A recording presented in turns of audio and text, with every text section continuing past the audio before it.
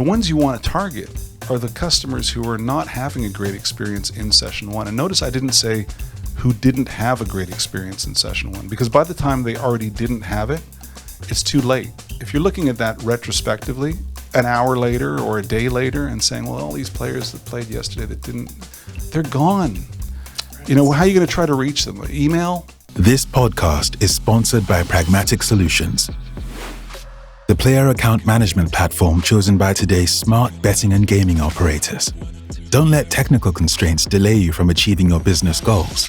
Expand your business, boost your margins, and dominate the market in any leading regulated jurisdiction with our powerful, flexible, and secure iGaming platform.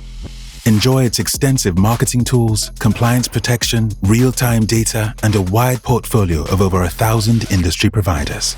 It's time to upgrade your technology. Let Pragmatic Solutions show you the modern approach. Visit pragmatic.solutions and join the smart thinkers. This podcast is brought to you by Pragmatic Play, a leading game developer providing player favorites to the most successful brands across the industry. With an award-winning multi-product portfolio of slots, live casino, bingo, virtual sports, and more, Pragmatic Play is powering up new possibilities of play through one single API. Visit pragmaticplay.com and discover your favorite every time. Bingo, bango, bongo. Yeah, cut.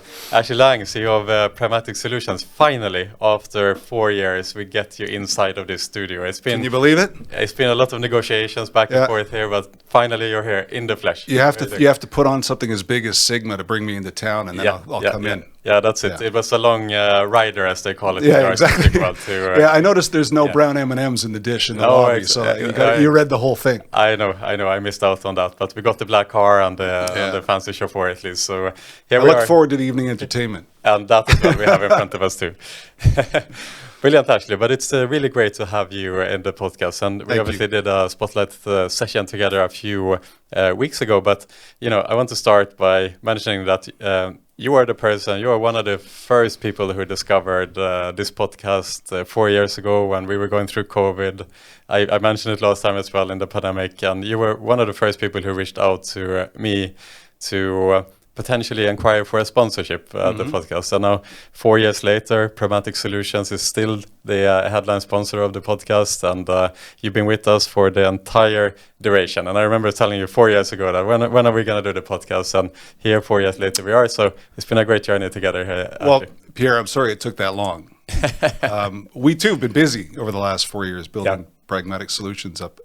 But I was a believer in what you were doing early on. I was looking for somewhere that we could participate in what I viewed as cerebral, intelligent discussion around the industry that was the right fit for what I wanted to do to position Pragmatic Solutions. It was the right type of thing to sponsor. I was looking for that sort of thing.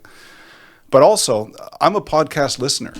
This is the way a lot of people consume information these days. And I think long format, there's all Joe Rogan. Everybody talks about how he's changed media into long format discussions, and I think that those 4 years ago, if it was that long ago when we first talked about it, I knew that this was going to be a good thing if you were committed to it, and you certainly were. You had a really good vision for what you wanted to do, and you've had some amazing guests on the show. The numbers you get for the show are always growing.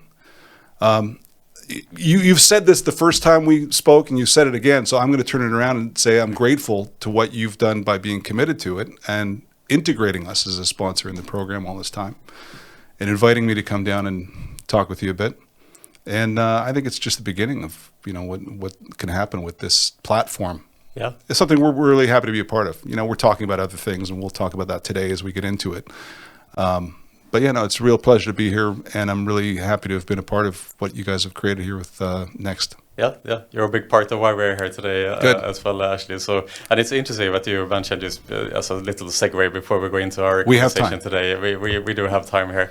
You mentioned Joe Rogan, and how crazy is it that possibly he influenced the election recently to go a certain direction by having the trifecta of Republicans on in the last week in that election, and people were interviewed to say, why did you vote for Trump? And some people were saying, yeah, because Harris was not on the Joe Rogan podcast. Well, Really it just incredible. goes to show how powerful that program is. I mean, it's almost unparalleled Incredible. in terms of reach and influence. Yeah. And not to get into the politics of it, but just looking at it sort of tactically, when I rolled back the election result in my mind, and I thought, well, what led up to this? Yeah. It's things that I didn't appreciate had the value that they had that would influence the election. In retrospect, did. Even Elon's landing of the launcher back on the platform, Yeah. to me, was such an iconic metaphor for a potential resurgence in America's significance in engineering and the space frontier. Yeah. And then for Elon to connect himself and associate himself with Trump, endorsing Trump. Yeah. Huge. That was such a visual, dream-inspiring, event for him, for SpaceX to pull that off. That in hindsight was a significant step in Trump's ascension to winning the election. And then the Joe Rogan podcast was obviously instrumental. And the timing was really interesting too. I'm sure there must have been some temptation to do that earlier, but to do it as late as they did left little time for anyone to do anything bigger. Yeah, And so this platform, I think, it's this form of media is preference of a lot of people to choose your own time and to have a discussion that you can listen to in a long format. And Joe Rogan's paved the way for so many podcasts that are spin-offs of, guests that he's had on his show, like Jordan Peterson, that have built their own podcast platform out of it. Lex Friedman. Yeah, Lex Friedman. I was just listening to Lex on the way out. On the flight, I listened to Joe Rogan with Elon Musk, his latest interview with Elon Musk on the flight out. Yeah, that one as well. And then Andrew Huberman was a spin-off from Lex Friedman, who was a spin-off from Joe Rogan. Oh, really? So now it goes in generations almost. Okay. The newest, most popular podcast. So we need like a Ancestry.com diagram, a family tree of how this is all spun out. Exactly. Yeah, well, I don't know what's going to be the spin out from yours, but the seed has been planted. From the acorn will come an oak tree, I'm sure. Yeah, that's absolutely true. So actually, we talked about this before, but you are one of the few people actually, and if you don't mind me give you a little bit more flattery, who actually has a pretty good grasp of the iGaming ecosystem as an entirety. Because something I've been trying to accomplish in the podcast lately is to find someone who can just explain the ecosystem of the iGaming industry. It's much harder than you would think, because any given top professional of the industry is an expert usually in their own pocket of the industry, but the ecosystem is very complex in the industry. It used to be a lot simpler with very few suppliers and most things happening in-house, technology in-house. But in the last say 12 years, there is so many more different pockets, and the industry is becoming so much more complex than what it used to be. So I was thinking today, if we can just give a bit of an attempt to break down the iGaming ecosystem a little bit and talk a little bit about some of the most interesting companies from a technology point of view and what is actually going on in the industry now from a tech perspective. So to start off with, actually, you entered the industry at the end of the 90s even, and you've been part of it ever since. Can you give us a little bit of a wrap-up timeline over how the iGaming industry have evolved since the late 90s until today? Wow. Okay. It's like the history of time here we're talking about. Well, first off, in what you set out, I mean, there's a lot to cover in the whole ecosystem if you talk about that. And I don't profess to be a master of any of those niches, but I have seen across the piece, right? So I could try to discuss the various areas, whether that's, platform that we specialize in today, or the services that sit around it, or the interplay with regulatory systems, or the marketing side. We could touch on all those, but you've had many guests on your show that will be experts in any one of those territories. So I'll do my best to do justice to covering it. But there's definitely some areas where we could deep dive, and we might touch the limits of my knowledge on some of them. But before I do myself an justice by minimizing my experience. I was saying before, sorry to interrupt Ashley, but I was saying in our prep call that Ashley is kind of like Anderson Silva in the UFC. That they used to say that Anderson Silva, he's not the best boxer in the world, he's not the best grappler in the world, not the best wrestler in the world, but he's the best fighter in the world. So I'll dub you the Ashley, the Anderson Silva of the iGaming industry, of iGaming knowledge. So okay, please good. go ahead. I'll take that one. Okay, so listen, you're saying recap the last, what is it? We're talking 20 years, 25 years. Even. Okay, well, I mean, let's say back when I got involved in late 90s, early 2000,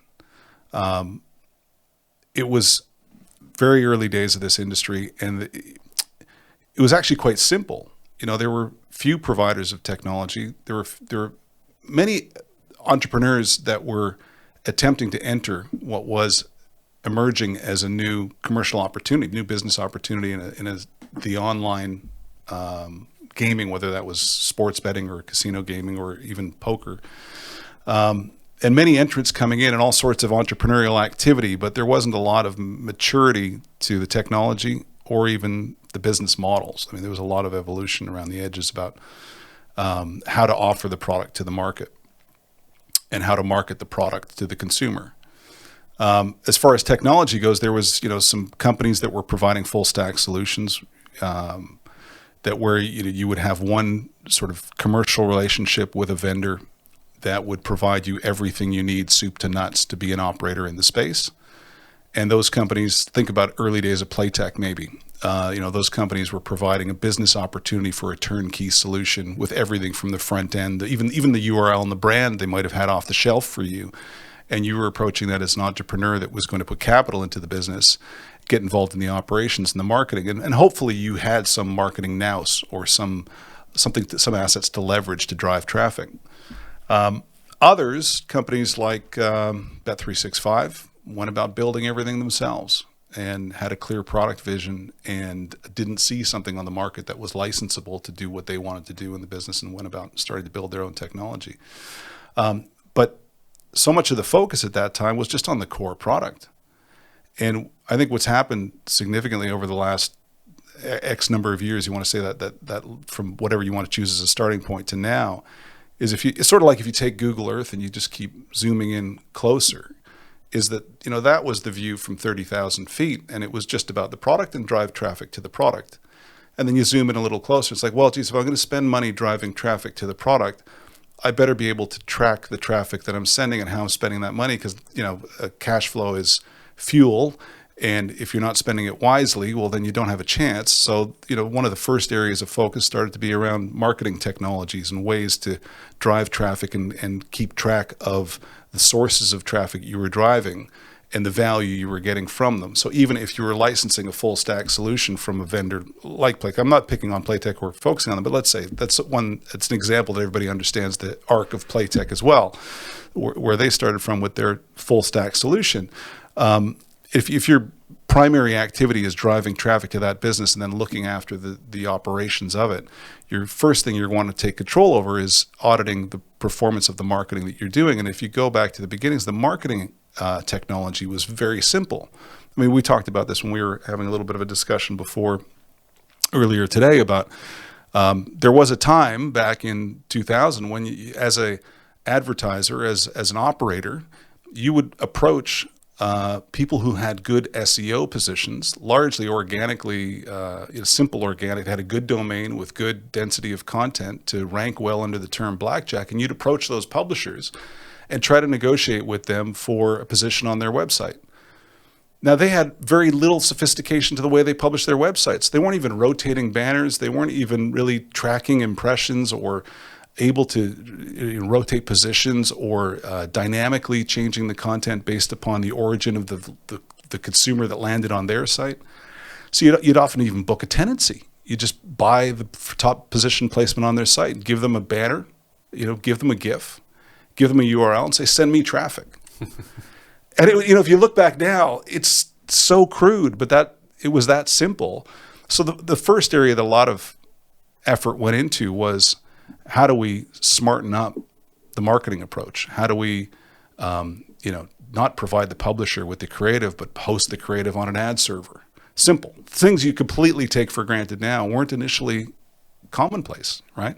Host the ads on the ad server. So now as the publisher, as the advertiser, you can rotate your own ads into the spot that you've booked. The site, the publisher is just hosting a bit of code that pulls the ad from the ad server, and now I'm in control. I can change what I want to serve to that site. And the click-through to the operator often was not dynamic and often untrackable. You'd give that publisher a URL, maybe with something appended to it. Maybe you'd have a landing page. And for a lot of early days operators, the way that they would attribute the new customer registration was a "how did you hear about us" field on the registration, or a drop-down menu, like not even tracking. So this was an area where there was a lot of development early on in how to change what was publisher-controlled marketing activity into performance-based marketing, which is such a critical part of the industry today. Performance-based marketing. Everything that you could possibly track, you will track, and everything you could possibly optimize, you will optimize, because everything is trackable. But that wasn't always the way, but that's so critical to making the marketing investable and being able to then scale up the businesses. And then flipping it on its head, instead of paying a publisher what they think they're worth, by being able to track the value of the traffic they send, operators started paying publishers what they are worth, by paying them a percentage of the value of the customer, affiliate models or CPAs and things like this. So I think, from the angle that I came into the business, I came in from the marketing side of things. I came out of radio advertising, working in broadcast and radio, where gaming operators in the early days of the internet were some of the customers I had as my accounts that were buying ad space on our radio stations. I jumped out of that and started my own agency to specialize in providing digital marketing services in late 1990s with a good friend of mine, a partner in that business. And we quickly realized that there was an opportunity that was a almost perfect business model for the internet, which was online sports betting and by relations to it, online gaming. I could think of no pure product that required no shipping. Everybody knew the outcome of the sporting event. It was just the perfect type of transaction to do on the internet, and very marketable. So we kind of pivoted very quickly from being a general digital marketing agency into being a digital marketing agency for the online gaming industry. So all of our customers from the late maybe 1999 to 2004, when we exited the business, were all gaming operators. But the angle that I came into the industry was through marketing, and that's why maybe my lens for this first part of it was, that's where I was seeing all the development was happening, was because I was coming at the industry from the marketing side. Maybe if I was a sportsbook trader, I also would have seen an equivalent, early progress happening in how trading systems were being developed and how odds were compiled and where data was coming from. Okay, that was probably happening too, but I was coming at it from the marketing side. So that was really important. And then, that quickly started to separate the wheat from the chaff, and that you had to get smarter at running the business, because as soon as somebody got good at it, they could outprice you on bidding for traffic. If I got better, if I can convert my traffic better than you, I can pay more to be in that position 1, right? Yeah. And if 5 of us can do that, then suddenly you're in position 6 instead of position 1, or you're paying twice as much as I am to be in a top position, which means that you're just burning money, right? Yeah. So very quickly, as soon as it started to get technical and get more scientific, and it wasn't just about investing in an online gaming company and getting a turnkey solution and yay, you're in the business, but there started to be, the experience started to separate those that are scientifically approaching their business and investing in applying technology to give them an advantage, and they started to get good at that. It started to quickly separate those that had a chance from those that didn't, and the smart got smarter, and they started to build bigger teams, and these companies started to emerge as more dominant players in the space. Then I think what happened next was you had, more importantly, I think we're still with full stack solutions. I'm thinking that's still what's going on. Marketing's gotten a lot of the focus. Some of the companies building the technology that were still providing full stack solutions were doing a better job of it. The product was getting better. The game quantity and quality was getting better. And I think some of the players that were in control of their technical destiny, that were doing that at scale, companies like Party Gaming and Bet365 and 888 and others, were taking advantage of the fact that they could have a differentiated product in a world where many of the companies they were competing with were on licensed technology that they didn't have control of, they couldn't modify. So there's a lot of companies with virtually the same product under a different brand, and there's a handful of companies that had control of their technology and could differentiate and could go hard on a customer experience that was an advantage, distinct advantage. Again, I'll come back to Bet365 as a company I've spent a bit of time in my career with, and they had a very strong focus on product for sports bettors and just getting it good, getting it very good. And they had the ability to do that because they were in control of the product technology to do so. But we were still in a world where this was a desktop experience. And I think the next major tectonic shift was the shift to mobile. I'm probably skipping a lot between the early days and then, but that's the next major, I say, inflection point in my career.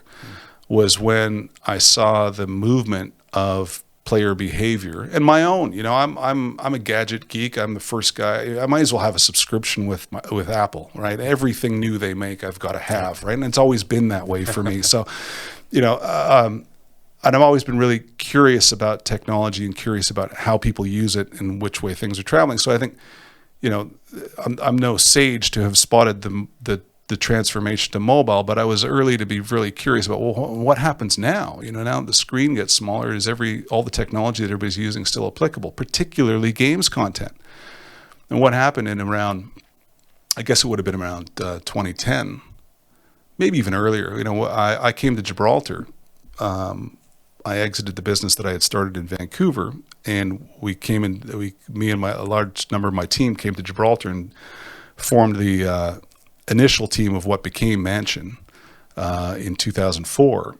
And Mansion was one of the early, we were building a lot of technology as well as building a gaming business. And one of the areas that we invested in, we had a really smart guy named Robin Rutilli who was leading the mobile development of a mobile product for Mansion in 2004, 2005. Like what were we doing then?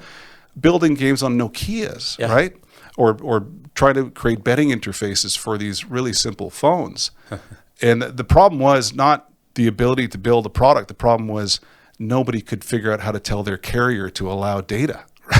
That was the biggest challenge. Was we actually had a functional product, but to bring it to market was really difficult because not everybody had data plans or wasn't permitted to use data that way. Anyway, so there was certainly mobile activity before the iPhone generation, the screen generation, but that's really that's the inflection point I'm talking about next, is when so much of it went into mobile as the screen that you're playing with, and that meant very quickly the industry had to adapt to content production for mobile. And it was one thing to do so for a sports betting interface where you've got to shrink down the screen real estate that someone has to browse markets and place a bet and do bet slips on a mobile phone. But I think it actually hit hard for games content because the entire industry was awash with flash games. In fact, for some operators or some providers, a lot of the games content was still downloadable. We were still with download clients where there were some holdouts in the download clients. Not everything was browser based yet, but even what was browser based was in Flash. And suddenly, is that going to be the go-to technology for mobile? And there was those like jobs at Apple that were saying, Flash just has security issues. It's not going to be we're not going to back it any further, right? And what that meant was things actually slowed down. And I observed this at that time. I was involved with Bet365 and in a sort of marketing capacity. And I saw that there was so much content on the market that players were playing in Flash for desktop. And as a company, and this wasn't unique to them, all companies were all operators were going to their suppliers and saying, well, I now need games for mobile. So the suppliers were actually a little bit, I think, slow to move. That was my observation at the time. They were slow to move to figure out what they were going to do. They were doing games in Flash, and then there was this talk of HTML5, but nobody really had teams that were skilled up to do it because all of their development teams were building content in Flash. And in bringing games to market, naturally, it only makes sense. What did those platforms or what did those vendors do? Was they prioritized the games that they already had that were performing well. So they dedicated their resources to porting the games they had that were successful on desktop into mobile. What does that mean? It means that new content production slows down because instead of getting new game releases from the vendors that you rely on for monthly, catalog growth, they're now focusing their teams on porting the games you already have. So there was suddenly a real slowdown in content production, and it's sort of like, I think of it like musical chairs. That was a point when the music started again and everybody got up from their chairs. And when the music stopped, not everybody who was seated in the best seats before was still seated in those seats, right? Some companies did a better job than others. Yeah. And suddenly the leaders in the market changed a bit because of the technological inflection point. So whenever there's a change that critical in the industry, it gives rise to a new opportunity for new entrants to establish themselves. And it's the innovator's dilemma, right? It's those that are successful protect their existing revenues and may be reluctant to respond to the change. It's the old, there should be no Netflix because there was a Blockbuster. How did they let that happen? Right? Well, they were protecting their late fees revenue and they didn't want to jump into digital. And in the same way, there were some suppliers in the industry that were protecting their desktop games revenues and protecting their most popular titles to port those first into mobile. And companies like, I don't know, let me go back and try to think of some companies that, maybe... I was at Betsson at the time, but we were very late to the party for mobile. We had crisis meetings at that time to just figure out what's our mobile strategy going to be. And at that time, Leo Vegas, who was born out of mobile, had already started exploding. And Betsson reacted to the explosion of Leo Vegas, not from a sense of we have in-house expertise like you did as mentioned, but more from a reaction to the outside world, that the outside world is now doing mobile, so we also need to do mobile, but we don't know how. That was the reaction from Betsson. Yeah, and so I looked at that time. So maybe I'm interested in that, what I call a tectonic shift from desktop to mobile. Maybe I'm interested in that time because I started a business at that time. I started a platform called Adobo. Now, what were we trying to do? So I was curious, and in my time outside of gaming, I was curious about what I was observing in Apple had launched the Apple Developer Program. And they opened up a commercial opportunity for developers, largely game studios, but you could be an app developer of anything, to tap into the Apple ecosystem of consumers and deliver a content product to those consumers through a structured development program with an SDK, a software development kit that you would publish within, and then your app is live in the App Store and consumers can browse and install that app on their phone. And so this opened up a new commercial opportunity to participate in that business opportunity supported by the Apple ecosystem. And Facebook did the same thing, Facebook Developers Program. And what I thought was interesting about it was, well, actually the opening of a developers program to both those platforms, Facebook and Apple and Android, let's say, not only presented a commercial opportunity for entrepreneurs to produce an engagement application of any form and offer it through those app stores and reach consumers and take advantage of that ecosystem. But it became a virtuous cycle in that because of the activity of those developers building content that was in the App Store, it became more attractive to have an iPhone because of the apps that you could get in the App Store. And more people bought iPhones, made it a better commercial opportunity to produce an app. And so it escalated, right? So meanwhile, I'm looking at that same time in our industry and I'm saying, well, here we have an industry where we have effectively an ecosystem of operators that have the entitlement to offer a gaming product to the consumer And they've invested in that opportunity by obtaining the licenses that are required and building the basic player account management platforms and all the infrastructure you need to take a registration and manage your marketing campaigns and receive a deposit and everything and fund an account and everything's ready to go. So there's an opportunity, a platform, and the customer needs an engagement, a game to play. So we have a similar ecosystem of it's not one Apple or one Facebook. It's a network of all these operators that have their various regions of success and collectively represent a large consumer base.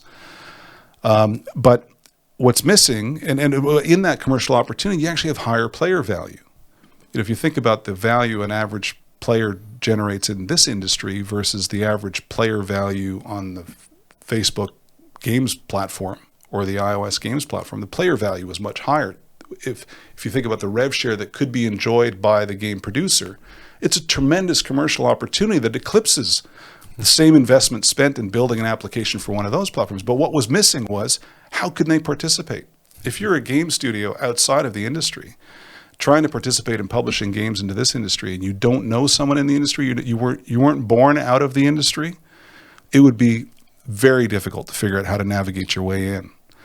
So I saw an opportunity to try to clean that up by bringing the same model of a software developers program with a single development platform that we would integrate to the operator, give games developers the same opportunity to enroll in that program, review all of the manuals and training materials that we had, and leverage the software development kit resources that we had, the harness that sits outside the game, to build their game within that harness. And if they do follow our development instructions and build their game, their slots game or whatever type of gambling game they wanted to build inside of our software development kit, they could then submit it for approval, and we would qualify the game that they've built. But we're not qualifying the technology that is important to the resilience or scalability of the game, because we've provided all that. What we're qualifying is the novelty of the game they've produced. Did they build it well, and is it a good game? And if they followed all the rules. We would then take it through certification, GLI or whichever testing houses we're using at the time, and then allow that to be published into an app store that was a B2B app store for any operator that had integrated the platform to license content from the app store that was open to them as the consumer. And if they browse the games, they didn't have to know Pierre's studio that produced the game, because they're not vetting you for your ability to build a game server or a random number generator. They know that they were getting that from Adobe was the platform.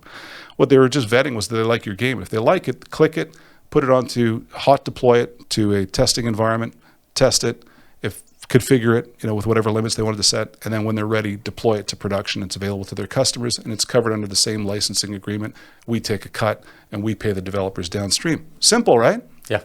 Okay, to me it was like, I will never have to work a day again. I've got 4 years to just bring this to market. I'm never going to work again. It's too brilliant an idea. Well, they say timing is everything, and this was a time when the idea was born out of necessity, seeing a problem that I thought we could solve. Yeah. But the problem with seeing a problem early means that it might be too early for a lot of people. And I spent 2 years of my life drawing clouds on whiteboards to try to explain to people that what the cloud was, because our whole platform was hosted in the cloud. We weren't in data centers, and we were explaining the cloud hosted platform to operators who largely got it, but they weren't the problem. The problem was the regulators. The regulators were used to the idea of, we want your servers in Gibraltar. Yeah. We want your servers in Malta. They want to see it. And I'm like, well, we're in AWS. It doesn't matter. Yeah. It shouldn't matter. It doesn't compromise anything. Which and I was thinking about this earlier. I've got a bit of gray hair.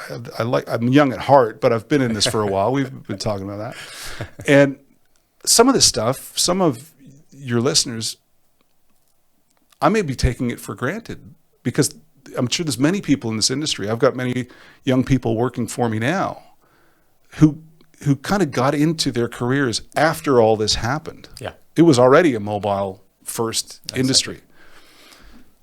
I know I'm also, there's going to be colleagues of mine that will listen to this that were there for the part of the journey I'm talking about. But for a lot of people, this is all taken for granted now. For sure. Everyone just builds things in HTML5 for browser-based, and everybody hosts everything in the cloud, and everything's API-based and interconnectable. But it wasn't always this way, is what I'm trying to say, right? And for our business, we had a good idea. We got great participation. I'm very grateful for the operators that support us, because we had a who's who of the biggest operators at the time that had integrated our platform and were participating in this model. But I think we were a bit early in terms of trying to get content studios to participate in the program and build games in HTML5 to be distributed in this way. And so it didn't transpire the way that I thought it might, that it would result in me enjoying life on a beach somewhere after it didn't quite work out that way. The technology lived another life, but it as the business that we had started, it was just it needed scale bigger than I was able to take it to in that model. But the important part of the story is that it was a transformation from one technology platform to another, and the music started again in musical chairs, and a whole bunch of companies got involved in trying to provide technology to support the consumer demand shifting from desktop to mobile. And there was a bunch of people that weren't ready for it, and a lot of new ideas came in, and a lot of new game companies. I mean, we're sitting in Pragmatic Play chairs. Pragmatic Play was one of the companies that wasn't there in the first decade and is definitely here now, right? So some of the companies that were there before, we're not talking about in the same sentence that Pragmatic Play gets mentioned today for their dominant position in the market. And it was a lot perhaps down to the innovation of the shared wallet too, right? Where there was a couple of gatekeepers before the shared wallet in the... that's so funny to hear that term even. Yeah, shared wallet, as if it's a thing, like as if there's to call it a shared wallet, there has to be something called an unshared wallet, and that just, there's these things you take for granted, but there was a time when if you wanted to play casino, sportsbook, and poker, you had to withdraw from one and deposit in the other, that, forgot about that, right? That was a big shift. That was a big shift. And I remember people talking about it like it was a major technical challenge, we got a big... unified wallet project. It's going to be a year, and it's a big thing. And it was a big thing because it wasn't easy to do. A lot of technology, particularly product verticals, sportsbook vertical, poker vertical, casino vertical, bingo vertical, were built by different teams or different companies and didn't anticipate that they were going to talk to each other through a common layer so much. Oh. Or they were offered, sorry to interrupt you, Pierre, or they were offered independently. They were, the bingo product was offered on the market as a complete solution. It had an account, it had a wallet. It was everything you need to run a bingo site. Yeah. This vendor would provide you everything you need to run a bingo site. Oh, you already have a sportsbook and casino. All you want is my bingo product. You don't need my account or my wallet. No. We didn't build it that way. Yeah, exactly. And that was the thing, again, going back to my time at Betsson Group around the 2012, 2013 time, where we had two game suppliers. It was NetEnt, and I believe it was Playtech, the second one. It was called, in the lobby, it was called Casino Red and Casino Black. So you can click on those in the tabs in the lobby. If you go to Casino Red, you come to NetEnt games. If you click Casino Black, you come to Playtech games, basically. And those were the only two suppliers that were integrated. And as you point out, for a player to play Casino Red, they need to transfer money from the main account into the Casino Red account, basically. Same goes for poker. You want to play poker, you need to transfer money from your main account into your poker account and whatnot. And imagine being a game studio, up-and-coming game studio, trying to negotiate.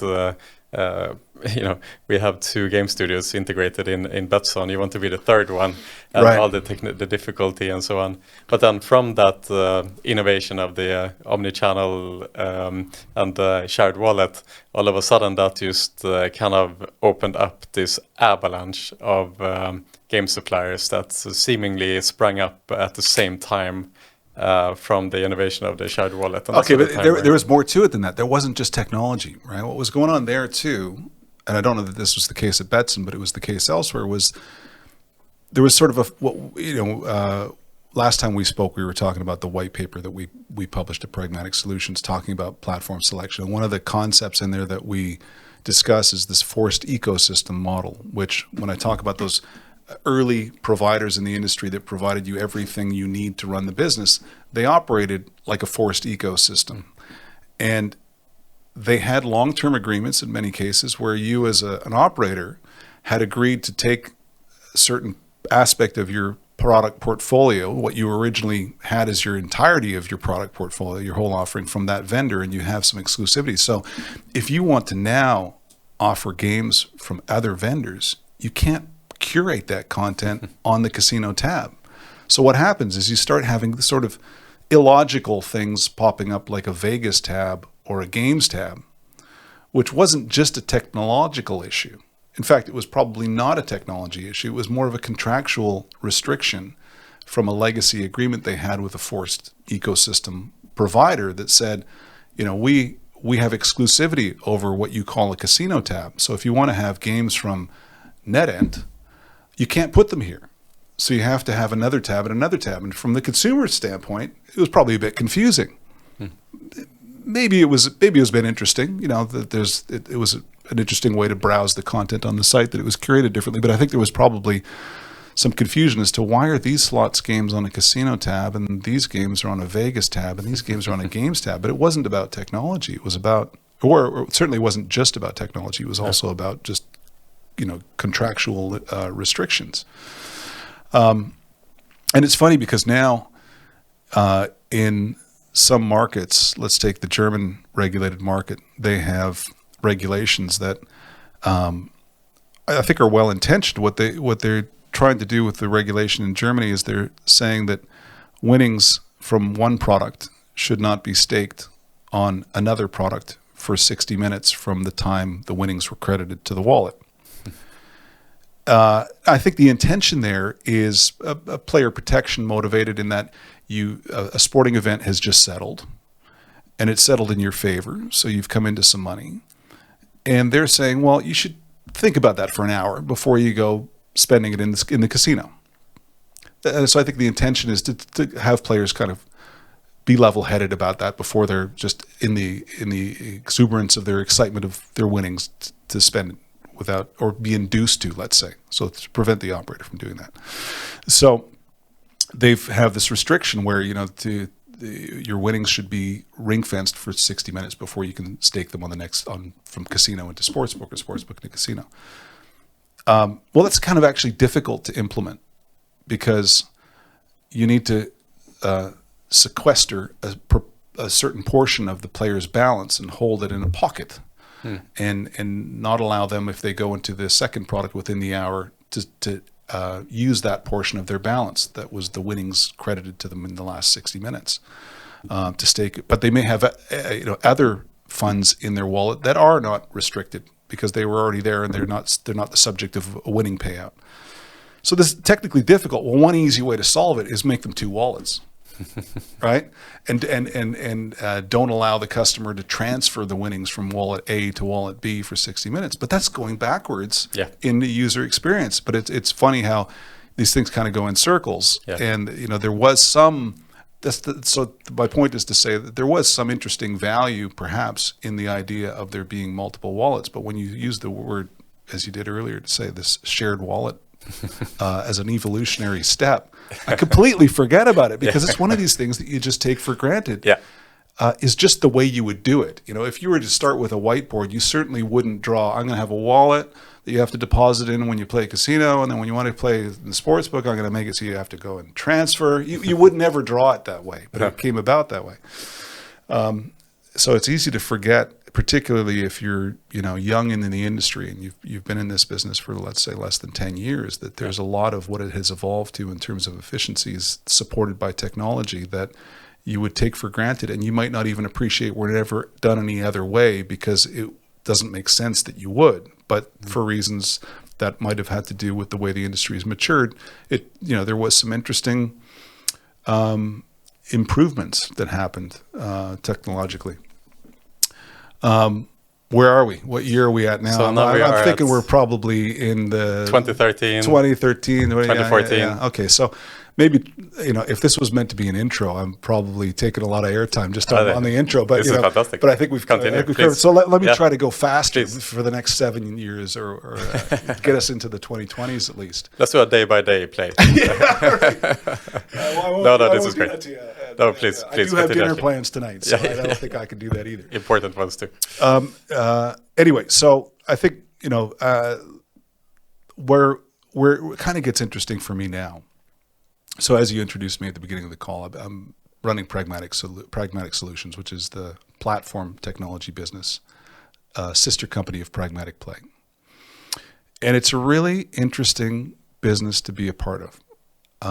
It's interesting for me in the arc of my career to be spending my time and effort in something that is so easily not thought about as core to what this industry operates on, because we always talk about what the customer touches, the content, the betting platforms, the UI, the apps, right?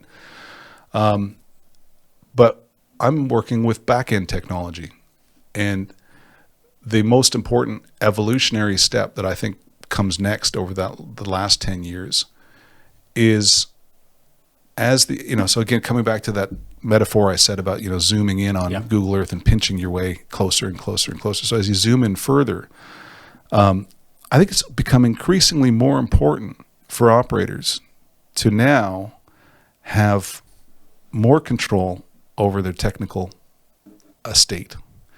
And they're zooming in even closer and getting into the details of how they need to differentiate in a very competitive market from their closest competitor, or go into a new market that's a new opportunity frontier, but how the product needs to be tailored, localized for that market. And as the industry has matured and gotten bigger, what were in little niche parts of it has become a whole sector. So marketing technology was a small aspect of what you were used to be looking for in a platform, is what do they do with the marketing side of the business. But now there's entire platforms like Optimove or Fast Track or affiliate management platforms that are an entire business of their own, and that do it better than any forced ecosystem, monolithic stack platform company could ever do in that area. Or in data insights, taking the data that comes off the platform, consuming it, applying some sort of AI or some sort of algorithm that infers something from the data, creates an insight, and sends that back to the platform as a segment or an event that triggers an action that's orchestrated by the platform. It means that there's now specialist components that are best of breed that you must have the ability to integrate and connect to a core platform to create your own product experience for your customer and operational experience for your business. Because it's two things. You want to create a great customer experience, but you also want to introduce operational efficiencies. So how can you can do a lot with marketing manually, but it comes a point where that's not scalable, and you want to automate it, and it can't just be Monday to Friday, 9 to 5. It's got to be, all these things become technology-driven components. And the platform, the PAM platform, like what we offer at Pragmatic Solutions, it's not by accident that I metaphorically refer to that as the CPU on the motherboard, because that's what it has happened, is that core technology sits at the heart of the gaming business, and it needs to be open, it needs to be API driven, and it needs to be interconnectable. And operators need to have the flexibility to connect whatever they deem to be the best tooling for their business today, and have the flexibility to not necessarily be wedded to that choice tomorrow. So, who is the best at let's say, CRM today may not be the best vendor tomorrow. And as an operator, you want to have the ability to swap out that component without having to swap out your whole technology stack. and change the whole thing. And that's been, I think, a pretty important transition over the last 10 years, is that the areas of technology within the industry has gotten a lot more granular. There's a lot more sectors, subsectors within the sector that you can participate in and be a specialist vendor for. And now we're even seeing zoom ins on those products, the detail within the detail. And it wasn't intentional, let's say. I didn't set out in my career to say, well, at this point in my career, I want to be focused on the core platform. But I'm sure glad that I am, because it is the most interesting intersection point of all this technology, where, as you said at the top, it gives me a very interesting, sitting at the top of the mountain, if you will, looking at all sides to see how they all interconnect. I'm not the specialist to speak at great length about what is inside the AI engine of, let's say, Future Anthem's models, or what Optimove has for next best offer, algorithms inside of their system. But I understand what they're offering, and I could see the value it brings the business. And I could see that for companies to survive in the industry, they have to be able to play nicely with the other components that the operators will want to cobble together to build a unique experience for their customers and give themselves a competitive advantage. And what's I find super interesting about it too is you no longer have this sort of binary choice between, I either license everything from company A or I have to build it all myself. You now have a really nice set of tools and building blocks that you can build from. And it doesn't mean a CTO has nothing to do. There's a lot of work for a CTO within an operator to stitch the pieces together and innovate and develop, but focus that innovation and development on the last mile to the consumer, where it really makes a difference. If you're going to differentiate, you're probably talking about differentiating in something that impacts customer experience. How are you going to differentiate in tracking a self-exclusion or enforcing a deposit? This is not an area of innovation, right? But crediting a deposit to a customer's account or processing a withdrawal, these are not areas of potential for innovation. That's commodity services. That can be done by technology that's licensable on the market. So you don't need to build that anymore. But what you can do is leverage all sorts of great, tremendously talented teams that are building incredibly intelligent technology. Browse the menu and pick what you'd like to have for your business. Put them together. Leverage the APIs that they connect to each other with to connect them to middleware that you develop yourself or front ends that you've developed, apps and front end clients that your customers interact with. And that creates a real playground for a smart CTO and an in-house operators team to exercise a lot of technological innovation where it's meaningful to the customer, but where the risk is low. It's, you can do a lot of creativity there, and you're not going to impact the core scalability and performance of the business, and you're not going to be investing time in building something that's really commodity service to the business. So that, I think, if I try to get us right up to where we are today, is that Pragmatic Solutions is definitely a leading player in the core part of that, the center building block. And what I'm sort of evangelizing is that this is the smart approach for operators today to take, is to leverage a core component like that, browse the market, come to shows like Sigma and meet with all the suppliers that have something interesting to bring to the table. Take advantage of the commercial model today is that they have to be open to interconnect and plug in and talk nicely to each other as they collectively make up an operator's technical estate.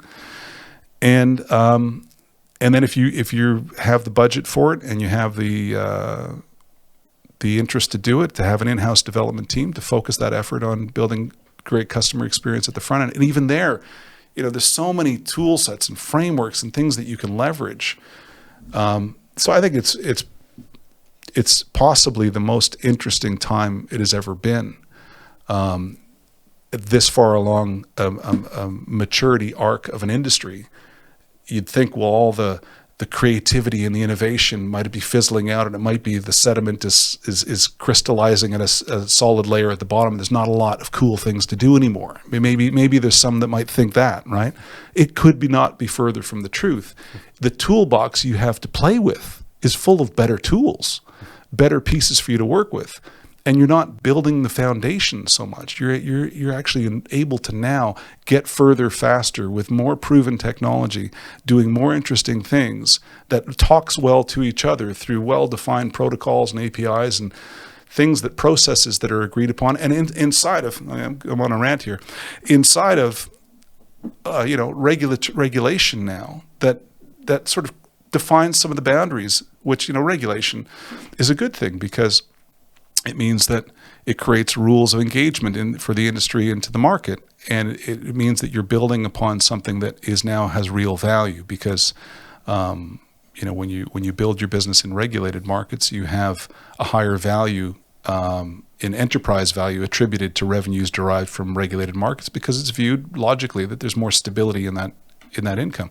But that means that there are some rules to work within, and there's great tools to work within those rules. And you can go further faster by leveraging these players in the market that provide technology. And I think that's the arc to where we are today. Now we can keep zooming in though because there's a lot of detail inside of that. Yeah, exactly.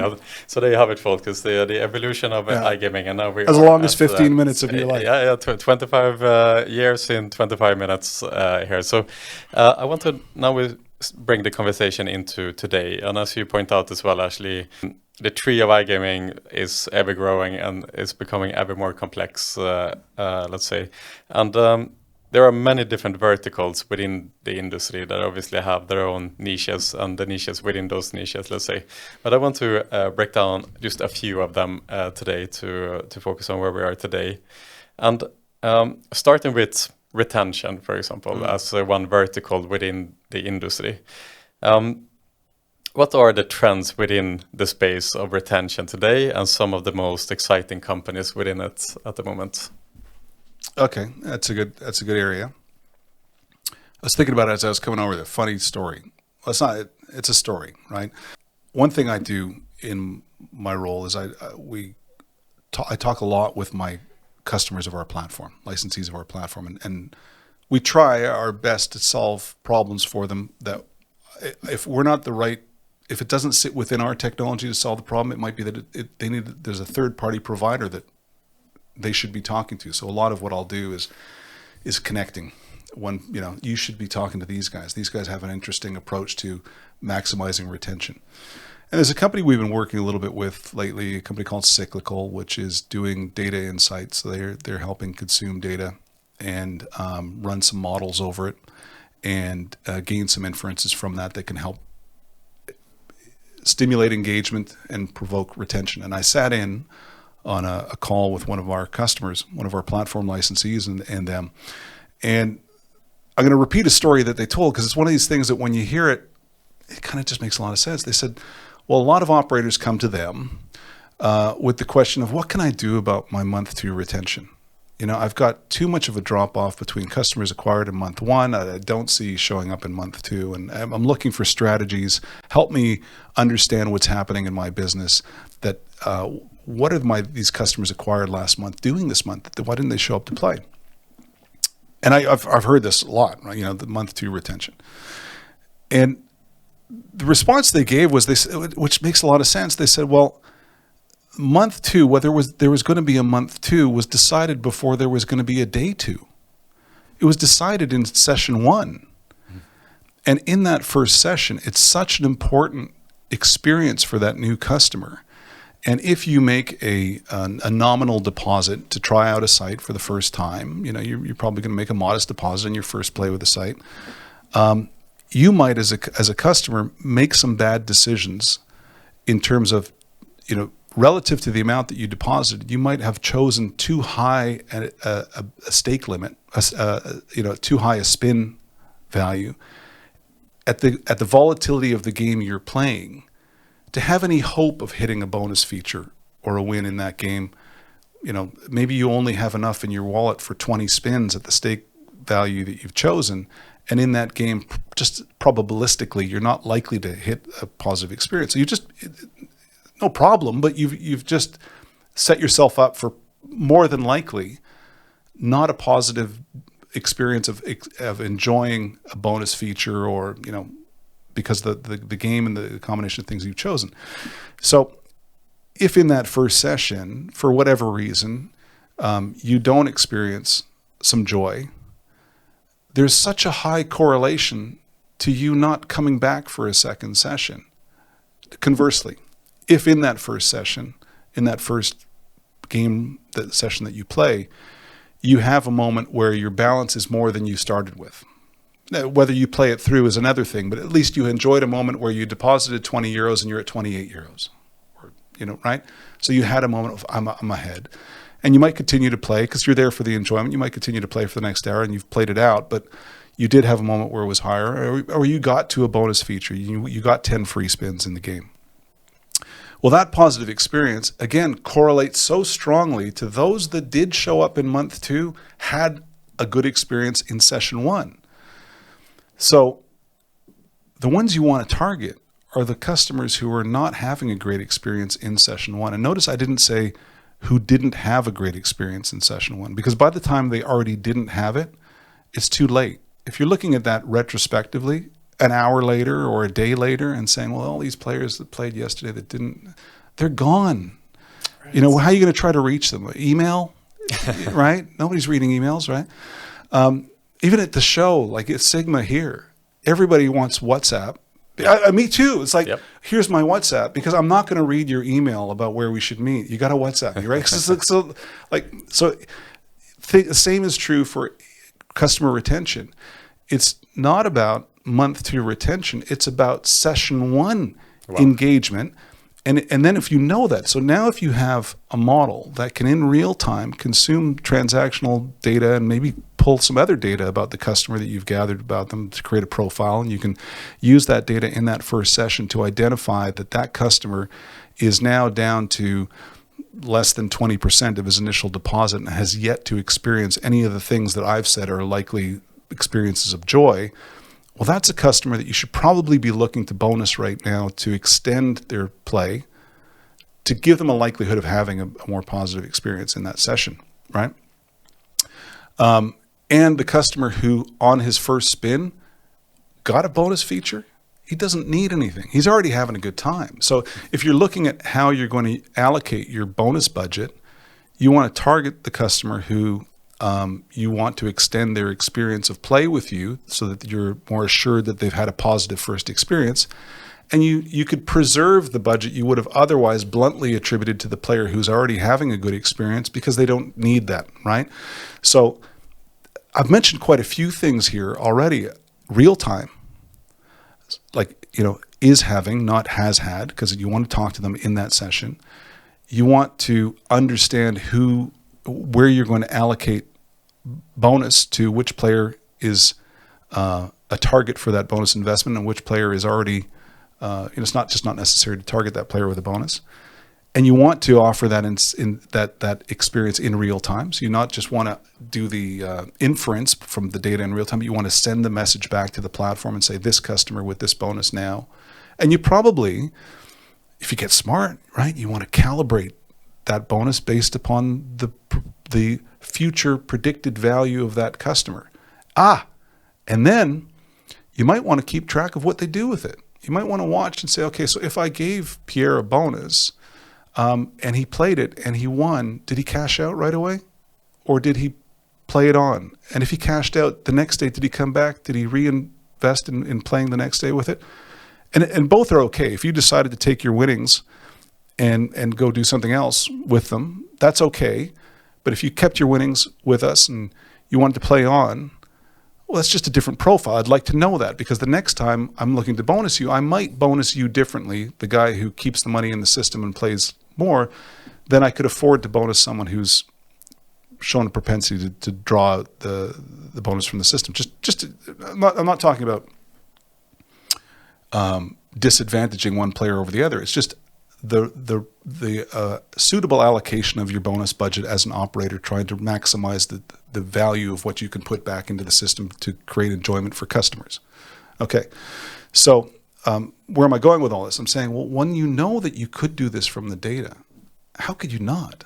How could you not, as an operator, understand that you could know that, and you could, if you have the right tools and you have the right insights and you have the right platforms connected to help you consume the data and draw those inferences, and you've got technology that can take that event back or that segment back and issue a bonus to the right customer at the right time and send the event to the client so that you can update the banner for the customer or push a message to them in real time, and that's going to have such a potential impact on your day two, never mind your month two, right? But and potentially significant. It could be double-digit percentage significant. Yeah. How could you not? How could you not be anxious to leverage as much of these niche providers that can provide that sort of insight or event back to the system by pushing it through their algorithm as you can? So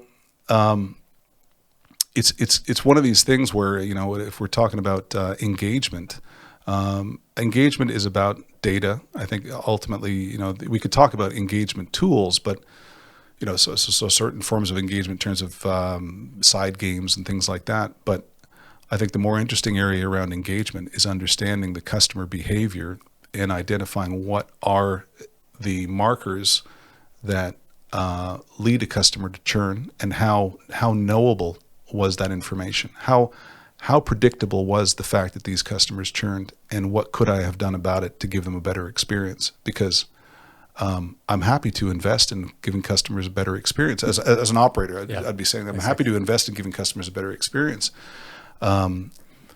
And it was not even by anyone's intention that they might have had a negative one. They just might have chosen the wrong game at that stake value relative to the deposit they started with. And so game recommendation engines become interesting then, right? Look at that customer where they were acquired from, look at the value of their first deposit. And now when they hit the home page, curate the content in a certain way that gives them the best chance of choosing a game that will maximize the enjoyment they get out of the session for the amount that they've invested in it. But that's got to be in real time. This is, again, not something you're going to do the next day looking through the data. You've got to be able to do that in real time. So this hits all kinds of things. It hits that the data you have has to be published off the platform through an API in real time to be consumed by some model that can understand what's happening, and it has to be able to receive an event back from that model and then orchestrate the changes that need to happen, which might mean dynamically changing the content visible to the customer, or dynamically organizing the games differently, or even changing certain variables within the way content is offered. So engagement is complex and multifaceted. And again, I think in the way I've talked about that, it's not by no accident, Pierre, and I'm unapologetic about it. In speaking from the platform I'm on, which is I'm in the platform business. So in my mind, everything flows into the PAM platform, into the core, the CPU of the motherboard, and goes out to an external service, whether that's a data insight provider, and then back into the platform, and then that goes out to the game's content, let's say the CMS, to differentiate the content that the customer is being provided. And that content is available because of integrations of those content vendors to the platform that makes that content serviceable to the customer when that's what the game recommendation engine spits out. All of this connects through the core platform, and that's why the platform provision as a business is tremendously interesting. It's almost like we're super important but don't want to be in the way, right? Exactly. We're one of the most important things in the business that should not be in the way. Yeah. Your job is to minimize friction as much as humanly possible, and maximize capabilities, right? Yeah, So by making as much of what is serviced by the platform consumable by an external service, or allowing external services to publish into the platform to enhance the customer experience. Brilliant. So the next vertical we want to jump into is player acquisition, perhaps a topic that is close to your heart as a original marketer. So again, the same question goes, which are the trends and some of the most exciting companies within the player acquisition space today? Okay. Player acquisition. Well, I think what's interesting about player acquisition at the moment is, and I don't have all the, when we talked at the beginning of this about sort of magazine level knowledge on subjects, it's been a long time since I've been on the front lines of marketing. Right. And it's almost unfortunate because I'm tremendously curious about it and I wish I could spend more time on it. I just, I've got a business to run that isn't on the front lines of consumer marketing. But what's clear to me is, and this isn't just about gaming, is the way to reach the customer is changing very quickly. I mean, I don't really Google much anymore. Do you? Oh, it's changing. I mean, I Google if I want to know where the restaurant is, maybe, even then I'll probably go to Google Maps first. Yeah. Not that much, to be honest. It's, even my wife and I are renovating our house, and even for ideas for things around the house, we might start at Pinterest.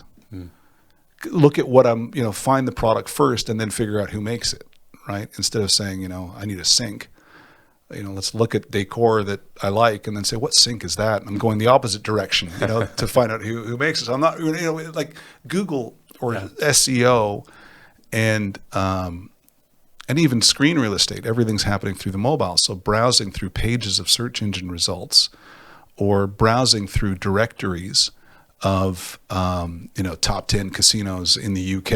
I don't know how these sites are doing these days, but it seems like they've probably had better days than they're having now. Yeah, they're not setting all-time highs on the stock market, the publicly traded affiliates, that's for sure. It's exactly, quite right? the other direction right now. Exactly. And, we're here, you and I are talking on a podcast because, it's always nice to talk to you, but it's also, this is the way to get information out because people consume audio and video more than they want to sit and read information. So, influencers have become a big thing. And that's, again, influencers are big in gaming. There's a lot of streamers that are streaming their play as a promotional participation that ultimately drives players to one side or another. But it's not just in gaming. I mean, it's in so many things that, I'm a drummer and I'm always looking at new gear, right? If you're a musician, and all musicians out there understand that you never have enough gear, right? But I don't go to Google to look for gear. I go to YouTube or maybe, Instagram or something like that to look at what musicians I like are playing, or, you hear about new stuff that way. So I think social media and streaming and influencers is really changing the way consumers become aware of products. And as a result, it's changing the journey from awareness to conversion.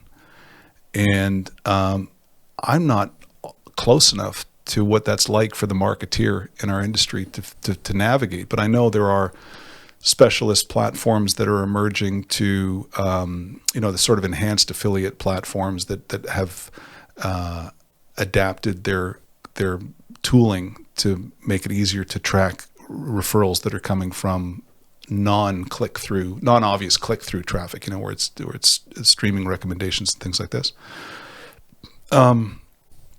Let's see what else.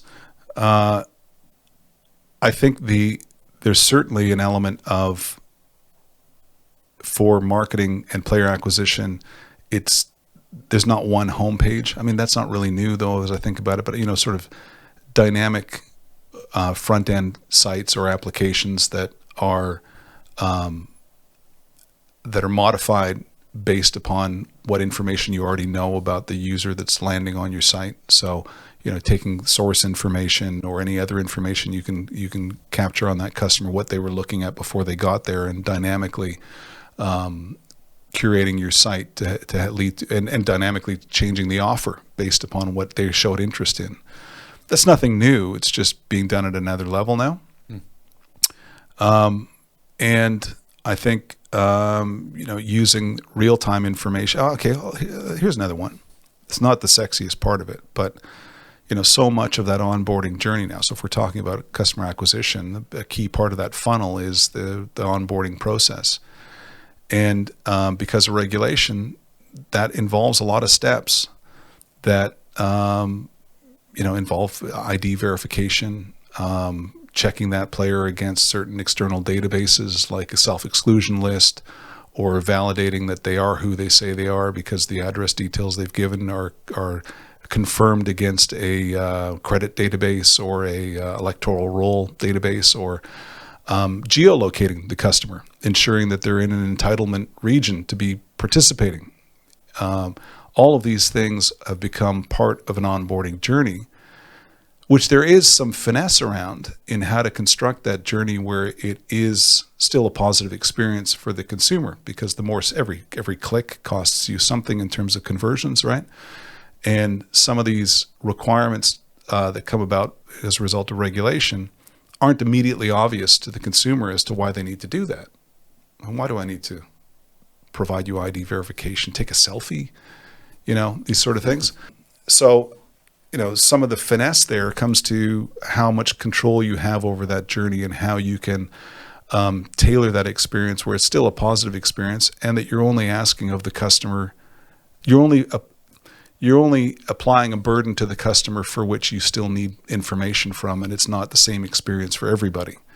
If 100% of your registration details that you've entered check out and are confirmed, I may not need to verify them in the same way that I do for another customer where the score of your registration information was lower, and I need to, that street address we can't find your name at that street address, so I now need to ask you for some additional information. So I think, not to stray too far from the point or the topic of conversion, but this is not the sexy end of it, but it's actually mission critical, right? The whole journey. And again, there's companies that specialize in trying to streamline that part of the business. There's companies like Sphonic that take the complexity of aggregating the various services that you need to integrate as part of an onboarding journey, and give an operator a platform by which you integrate a service like Sphonic, or I think Flows does the same sort of thing, where you have upstream integrations through them that connect you to various services. So you have sort of a marketplace of KYC and onboarding services that they add an orchestration layer where you can, as an operator, design your onboarding journey and say, at this point, if the score of this customer is less than X, then I want to send them through ID verification service. And if that comes back with the green thumbs up, it all passed, then okay, put them continue the journey for that customer. If that comes back as a fail, restrict the customer from going further and ask them, and put them on a ticker for a customer service agent to contact and say, not sure why your ID, your selfie was not clear. We couldn't see the picture you took of your driver, whatever the case may be, right? So there's orchestrating that has become a business. And there's companies like Sphonic or Flows that provide orchestration layers to give operators a no-code ability to construct different journeys that interact with different external services and streamline the onboarding process. And it may not be what you're thinking about. Obviously, when you say customer acquisition, we started talking about streamers and the differences, the ways you might introduce a product to a customer. But actually, where it gets really critical is that where the funnel gets narrower through that onboarding process. And there's a lot that's happening with technology in that layer. Extremely interesting. Like I said, we can zoom in to infinity on any given topic here. Next up is perhaps not a vertical of the industry, but we cannot talk about future trends and where the industry is heading without lifting up the topic of AI, the buzzword of 2024 for sure. So again, the same question applies. Where are we today, do you think, in the development of AI? Is this just a buzzword today, or do you see some interesting companies doing interesting things in this field? It's definitely, it definitely is a buzzword, but it's not just a buzzword, right? I think AI, well, I mean, at the doorstep, you got to ask, well, what are we talking about when we're talking about AI? Because I think there's a lot of imposters, not that that's a bad thing, but I think there's a lot of things that are flying under the banner of AI that are really simple algorithms. When I think of AI, I'm thinking of not just applying a model to look for a pattern, but then learning something from, as an algorithm or as a model, that it's developing by the accuracy of the information of the decision it's taken. It then observes the behavior as a result of the decision it's taken, and it gets better and better. So when I think of AI, there's probably fewer companies in the true AI space versus there's a lot of noise around AI, and some of what is being banded around as AI is, maybe doesn't qualify it, the machine learning, artificial intelligence, but doesn't mean it doesn't have value. Just saying it's a big buzzword, and that sticker's being put on everything right now. Yeah. But that's not to say that there isn't some really interesting stuff happening in there. And I was thinking about this because we touched on it earlier.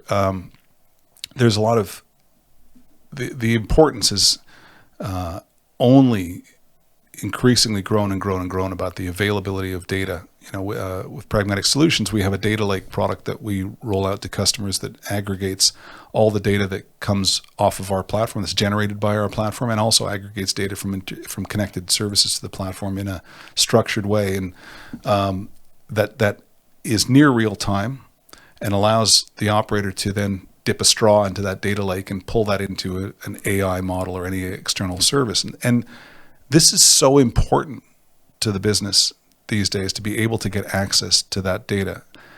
But we don't, as a platform business, I don't want to or profess to be developing models to consume that data, because there are companies that are specializing in data analysis. And, companies like Future Anthem, that's doing future value predictions and next game recommendations.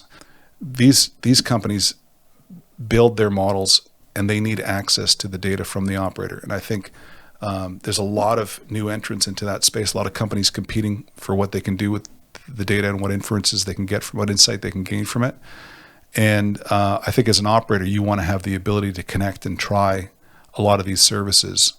And there'll probably be a lot of activity in that space over the coming years. There's a lot of good ideas happening there, and there's a lot of emerging good companies there. I mentioned Cyclical earlier, that's doing things with data. There's a company we're working with now called Moonshot, which is using data, and they're narrowing down the tenure a customer's had to have with an operator to get an accurate future value prediction. They don't need a lot, like they're using AI to pull a lot of data points, some inobvious data points, to apply AI to make an early future value prediction, and that is then used to automate your marketing activity, so that you dial up the campaigns that are driving you players that show the likely propensity of being of value that exceeds the cost to acquire, and you dial down the campaigns where the cost to acquire is more than the predicted future value. And the shorter the tenure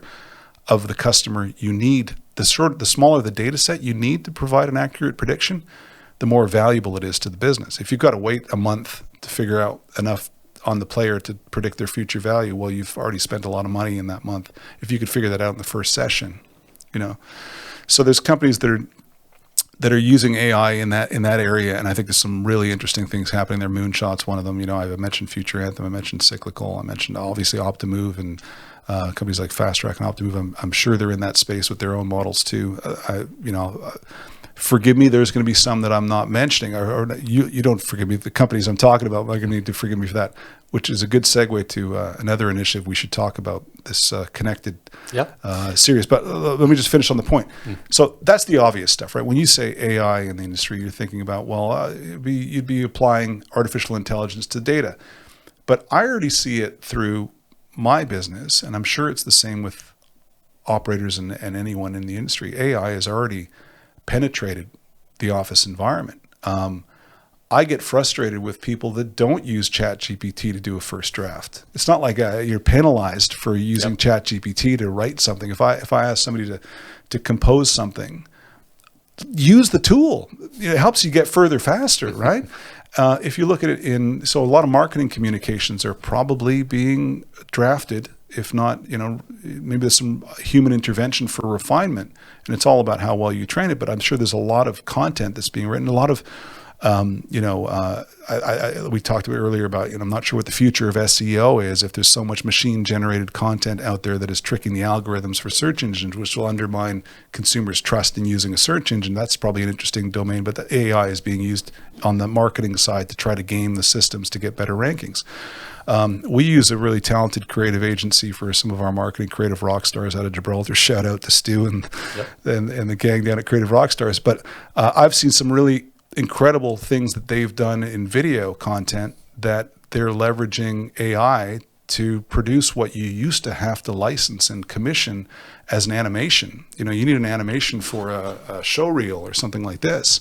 AI can get you very far there. So I think I'm a lean in buy on AI. I'm really curious about how far and wide we can apply it in our business, not just in the obvious ways, as a platform, making data publishable to be consumed by AI engines to create inferences, both from a marketing and value creation perspective, but also of equal importance from a consumer protection perspective. So using the same, if you have the logic to predict the future value of a customer with a low data set, presumably you can apply a similar logic to identifying potential markers of harm. A customer who is gambling outside of sociable hours, let's say, or has had an increased deposit velocity, and that you might want to pay attention to that, and and again in real time, because that might not be happening during business hours. In real time, modify that customer's experience to protect them from gambling outside of their control.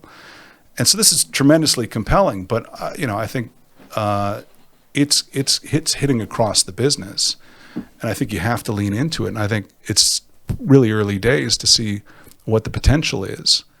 But I'm glad to be a part of it. I'm glad to be doing what we're doing in terms of providing technology at the platform level, because we're at the intersection of where all this is going to happen, and I'm certainly going to see it. Yeah, I was speaking to a friend of mine in Silicon Valley. My sister family lives over there, so I go over to San Francisco from time to time. And he is a professor at Stanford, specializing in the topic of AI and machine learning. And they are talking a lot about the kind of, on a more philosophical level, the future use cases of AI, but future use cases that aren't that far away. And he told me a really interesting thought, that the way companies are structured today is obviously in a very hierarchical kind of structure, where the leader is at the top, and you have the leadership team, and then you kind of see the hierarchy or the pyramid spiraling downwards. And the way we think about task management in a company today is, me as a leader, I might have a task that I want to delegate, or I want something designed, or whichever department needs to do something for me. So I will delegate that task. I will speak to the individual who is responsible for executing that task, and he will eventually execute it. But imagine replacing that hierarchical structure with an AI in the middle that you feed in tasks into, and then the AI delegates the task to the person who is most suitable to execute the task. So it's like a dispatcher. Yeah. Task dispatcher. At any given time, depending on how well positioned any given person in the company is to execute the task, and also how busy they are, for example. And this become a way to remove bottlenecks in the company completely, more or less.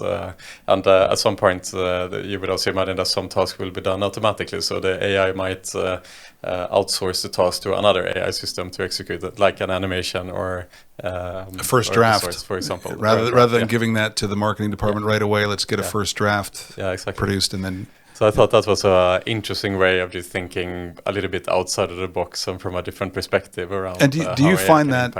Do you, companies. In your mind, is that threatening? As the CEO of the company, as the founder? Well, as the CEO or as anybody inside of an organization, would you feel threatened if you were receiving your work from a black box? I think, like with from anything, HAL. I think, like with anything. removing the irritation of having people unapologetically offload tasks onto you is probably going to be quite welcomed, I would imagine. I've always said, if you want something done, give it to the busy guy, right? Because he'll get it done.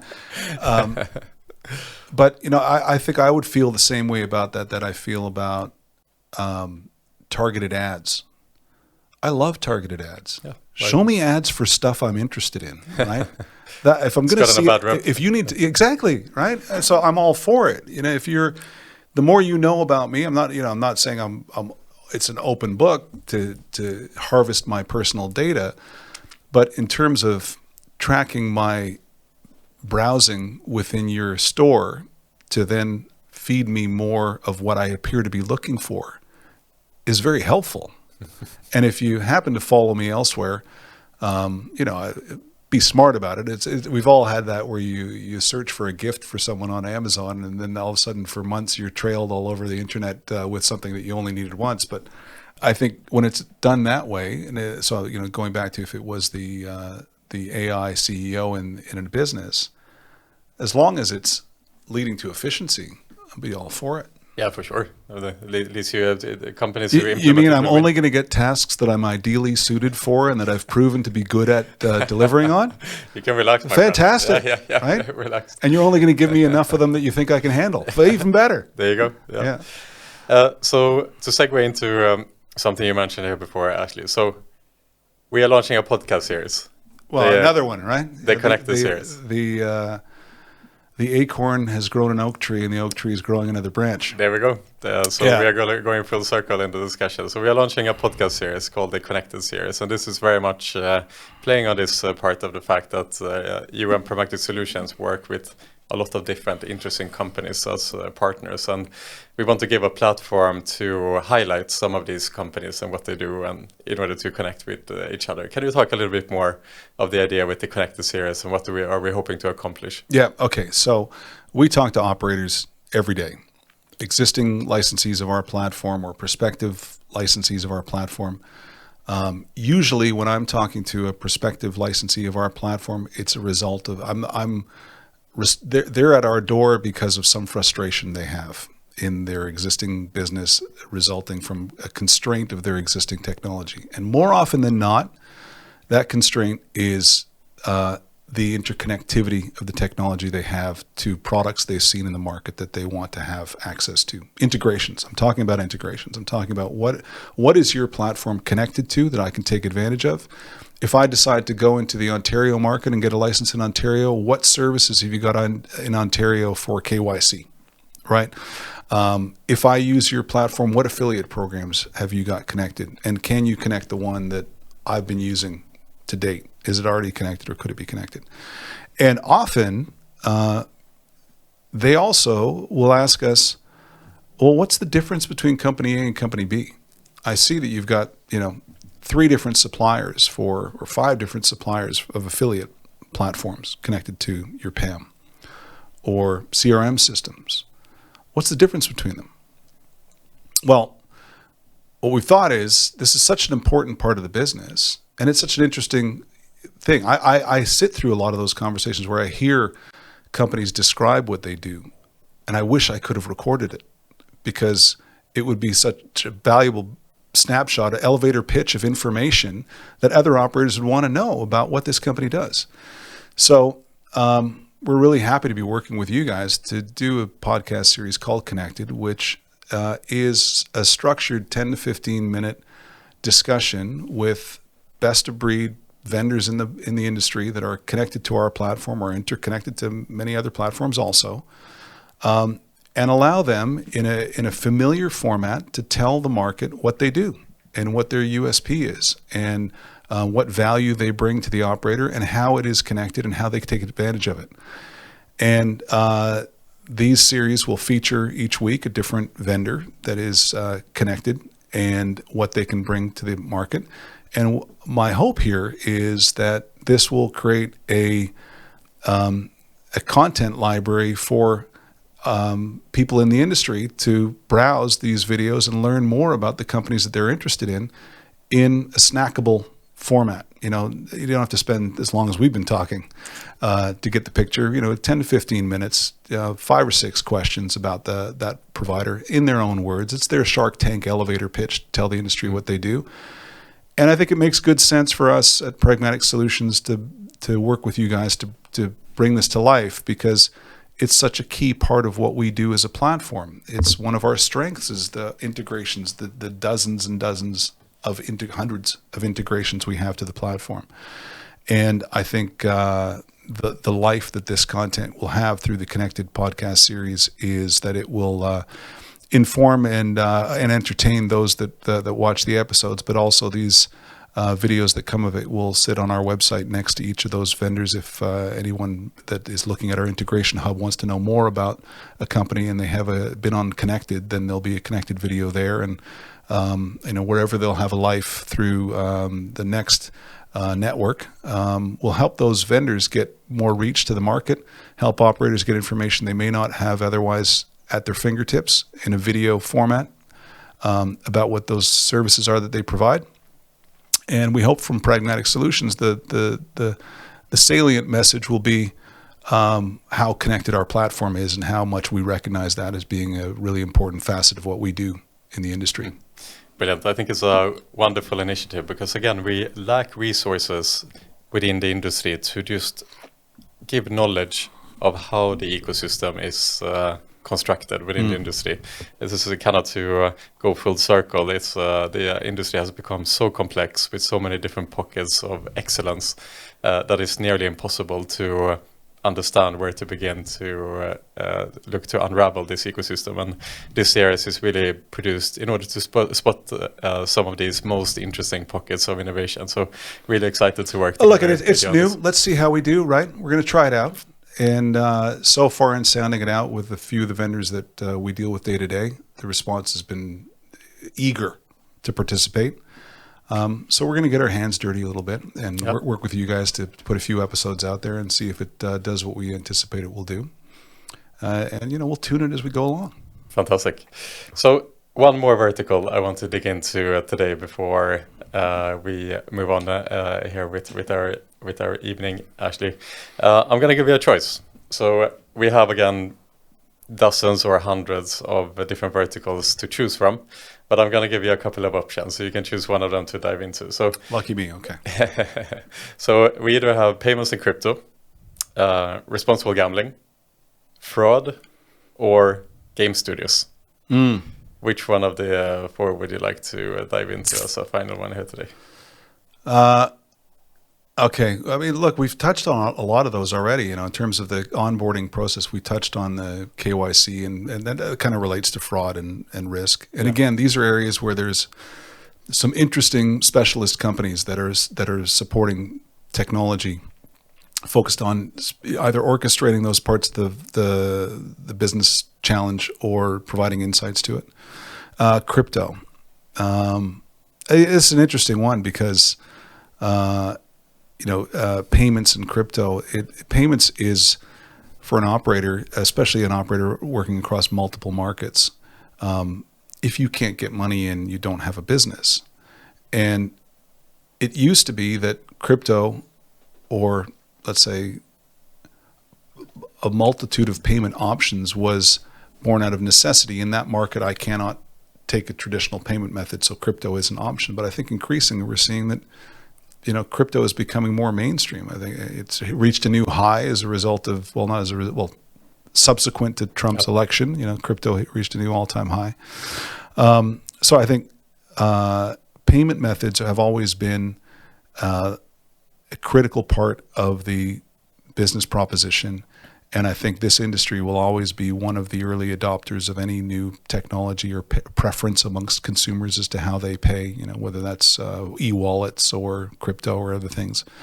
And there's going to be specialist companies in those areas. And I think as an operator, you just want to make sure that you have the ability to integrate as many payment options as possible that are tailored for the local markets that you're targeting, and that you have a technology partner that permits that and empowers it. Don't have much more to add there. I'm not a crypto expert on its mass adoption as a mainstream payment method. Give me one of your last ones there. What was that? Oh, games content. So games content. I mean, game so studios, game games, content, games content, game studios. Well, you know, I think there's again, there's just so much great content on the market. I think the interesting thing about game studios is just how do operators curate that content. I think is probably the interesting challenge. How do the game studios in a smaller and smaller screen get enough of an opportunity to reach the consumer in markets where, if I'm doing my job right as the platform, it's fluid for an operator to integrate content from more and more studios. So how do you curate all that content, and how do you put the right game in front of the right consumer? And so I think, as much as we could do another hour talking about some of the content producers specifically, because there's some really exciting companies out there, and you know, I can't not mention Pragmatic Play, but I mean, I'm not the right guy to do the hour on Pragmatic Play. There'll be many people within our group that are better positioned than me to do that. But I think what's interesting, so let's not talk about content from content specifically, but let's talk about how content is offered to the consumer. And I think where it's really getting interesting there is, you know, how to use data for game recommendations, and how to provide every customer a different lobby when they come in based upon your previous play. And again, I think I've mentioned Future Anthem a couple times. A shout out to Lee at Future Anthem and what he's doing. But he's told me one interesting area that they've invested in is they've been taking every game that's on the market and every game that comes out on the market, and they've created a database of metadata that they associate with that game that goes beyond just the obvious. It goes beyond who the game provider is and what the RTP is and what does the game have wilds or not. But you know, they look at volatility, they look at hit rate, they'll look at theme of the game, they'll look at I'm probably, I don't know if I'm right here, but let's say dominant color, you know, the sort of things like that. And they store all that data in a database that is used to inform a game recommendation engine that is slicing that recommendation on more metadata than you would typically do. You know, just because I play Rainbow Riches doesn't mean you just can show me games with leprechauns and four-leaf clovers now. That may have nothing to do with why I enjoy that game. So the more metadata you have that you could append to that game as an attribute of the game that could be used to find recommendations that are more tuned into what I'm actually enjoying about a game, the better you can recommend it, which means that you and I may have a different lobby when we open the same site, which is actually really important to the content industry, because that suddenly makes it a lot more level of a playing field for new content providers. If they actually have a game that is introducing something new and is bringing a new form of engagement and is worthy of the consumer's attention, they can punch through what otherwise was a static lobby, or was limited by the opinion of one content curator who said that, well, these are the games I want to feature this week. If instead that's dynamic and it gets smarter and smarter based upon your play and shows you more of what you like, going back to that, you know, I don't mind you tracking my data to show me ads for things I'm actually interested in. If you show me more games that I'm more likely to play, that's really interesting. But to do that, you need to have a lot of capabilities built into your platform, built into the way data is consumed and those inferences are made, and then a lot of control in your content management layer to be able to dynamically change those lobbies. So I'm not really doing a good job of answering your question on content specifically, because I think that's a separate subject, but from what it means behind and on the back of house side, on the platform side, I think it's really interesting how despite what you could argue could be a saturation risk in an industry that has such high volume of content being produced, the better that operators can dynamically serve content to you based upon your preference really democratizes all that challenge and makes it, you know, possible that a game that comes from a niche studio can actually punch through. And ultimately, it's better for the vendors, the game producers, that when I know I publish my game into an ecosystem where it gets served to the customer that's most likely to enjoy playing it, well, then I'm getting a more fluid distribution and reach to the consumer. So that's what I think is happening there. Brilliant, Ashley. This has been an absolute masterclass in breaking down parts of the iGaming ecosystem, and it opens up for another 5 or 6 podcasts. I hope so. I mean, I only speak from what I know. Brilliant. I mean, I've got a certain perspective, and I think there's going to be people that listen to your show that are specialists in any one of the areas that we've discussed, and some of them I've done justice to, and some of them I might not have. There might be those that are throwing their pencil at the screen saying, "Well, that's not exactly how you do that." But I think I'm mostly right, and I think, as you say, there's a lot of spin-off from this discussion that you could go down any one of those branches, and it's really interesting. But I think it's been a fun discussion to kind of go through time and space in discussing the industry from a technology standpoint. And if I can close with comment from my perspective, if this discussion resonates as a business at Pragmatic Solutions, this is everything I've been saying is sort of the box on which we're standing and the way that we look at the industry. We want to be an enabler, central part of a technology estate for an operator, and give the maximum flexibility to build something really engaging that leverages where we've been and where the industry is going to, with the maximum amount of value that we can bring, while not bringing the most but not being in the way. So empowering an operator to achieve their business goals through technology as an enabler, that it may not be the most obvious component that the consumer sees or that the industry talks about when you talk about back-end platform technology. But I hope through this discussion it's clear that it's actually critical. And we take a great interest in it. I love talking about it. And I find myself heading up a business that is at, I think, one of the most exciting intersections of where technology is in the industry today.